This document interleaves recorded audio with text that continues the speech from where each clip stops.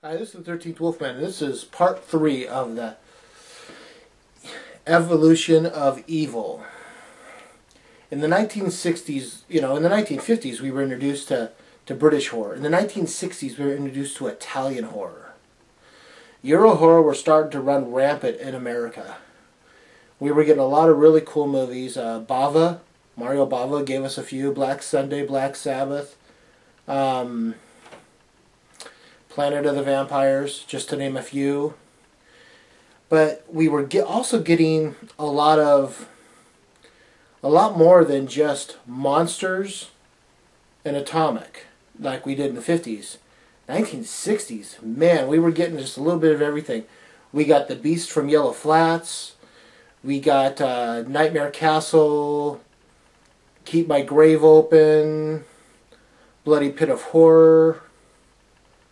Just to name a few. I mean, just everything. Everything was being made because they knew, the companies knew at the time that horror was selling. People wanted to see it.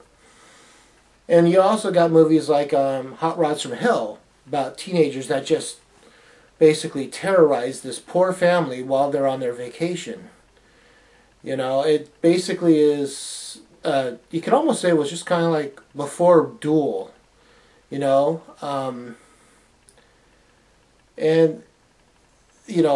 Horror was just, it was now, a majority of it was in color. It's the 1960s. Even though there's a lot of TV that was still in black and white, like Beverly Hillbillies, Gilligan's Island, and the Beverly Hillbillies, and other stuff.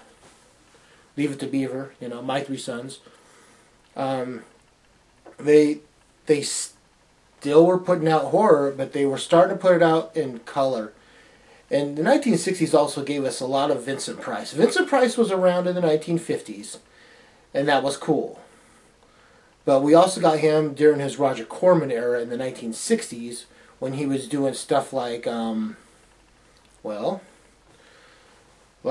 Raven, and Pit and the Pendulum, Last Man on Earth, in which the creatures were vampires, not zombies, like everyone else makes them out to be.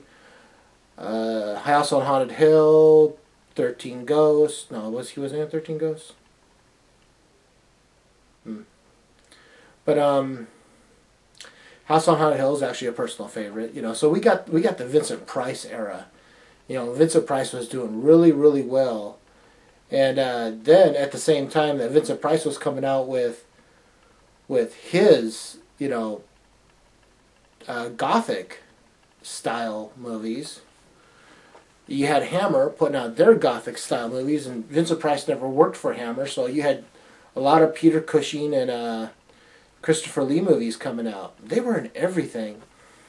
And after that, not after that, but during that same time, you also had Amicus, which is what. So you had these three companies all trying to get you to watch this, not the same movie, but the same style of movie, and they really tried to suck you in because they got really good actors. It wasn't just, hey, look, here's my brother-in-law Fred and his girlfriend. It's look, we got Peter Cushing, we got Vincent Price, we got Jack Nicholson in The Terror, and Jack Nicholson, Boris Karloff, Vincent Price, Peter Lorre, all in The Raven, which is a really cool movie to watch. And then the mid-1960s came, and the hippie generation popped in, and they wanted to be scared a little bit more than just by, Gothic-looking stuff. They wanted to be scared by modern stuff. William Castle got an idea. Let's take the idea of some Satan-worshipping crackheads that live in an apartment in New York called the Dakota Building, and let's have them help a woman give birth to their child.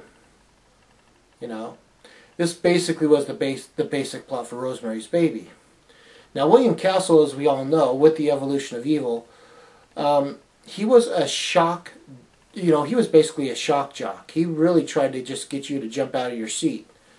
You know, this was his one real serious film.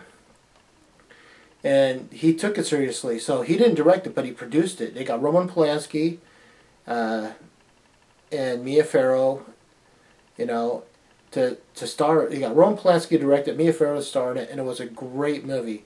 Well, now we're into modern horror. And who follows this up? George A. Romero with the modern zombie film. Just 2 years ago, you know, this was 1960. 1966 was the year, I think, the 66 or 67 was the year Rosemary's Baby was made, but it wasn't really put out until like 67, 68. You know, so they spent like a year just making sure they got the movie right. And then in 1968, Night of the Living Dead comes out. Modern zombies, eating flesh. You got cannibalism, you got zombies, you got people killing people. And you could tell that, you know, Romero's trying to give us the evil that we're looking at is ourselves. Because he's basing this off the Watts riots in the 1960s. You know, zombies were kind of like the second, you know, were being treated like second-class citizens like in the 1960s, you know. And the end, when Ben gets shot at the end, it's the giant explanation point right in the middle of the forehead for the whole thing. Kind of tells us where, you know, where we were going at the time. And then it happens. 1969, evil really exists. Manson and his little freakoids down in California. Enough said about that.